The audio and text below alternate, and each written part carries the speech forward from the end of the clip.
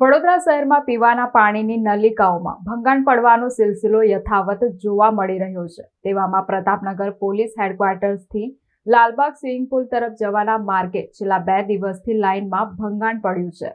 કોઈ રિપેરિંગની કામગીરી કરવામાં નહીં આવતા હજારો લીટર પાણીનો વેડફાટ થવા પામ્યો છે। વડોદરા શહેરના પ્રતાપનગર પોલીસ હેડક્વાર્ટર્સથી લાલબાગ સ્વિમિંગ પુલ તરફ જવાના માર્ગ પર પાણીની લાઇનમાં ભંગાણ સર્જાયું છે। એક તરફ ઉનાળાની ઋતુને આડે હવે ગણતરીના દિવસો બાકી રહ્યા છે, ત્યારે પાણીની તાતી જરૂરિયાત ઊભી થશે તેવામાં ઠેર ઠેર પીવાના પાણીની લાઇનોમાં ભંગાણ પડવાના બનાવો સામે આવી રહ્યા છે, જેના કારણે હજારો લીટર ચોખ્ખા પીવાના પાણીનો વેડફાટ થતો જોવા મળી રહ્યો છે। તેવામાં છેલ્લા 2 દિવસથી પ્રતાપનગર પોલીસ હેડક્વાર્ટર્સથી લાલબાગ સ્વિમિંગ પુલ તરફ જવાના માર્ગે પીવાના પાણીની લાઇનમાં ભંગાણ પડ્યા બાદ રિપેરિંગની કામગીરી કરવામાં આવી નથી, જેના કારણે રોડ ઉપર નદી વહેતી હોય તેવા દ્રશ્યો જોવા મળ્યા છે। આ માર્ગ ઉપરથી દરરોજ મોટી સંખ્યામાં લોકોની અવરજવર થતી હોય છે, ત્યારે રોડ ઉપર પાણી ભરાઈ રહેવાના કારણે ખાડા નજરે નહીં પડતા અકસ્માત થવાની પણ વાહન ચાલકોમાં ભીતિ સેવાઈ રહી છે।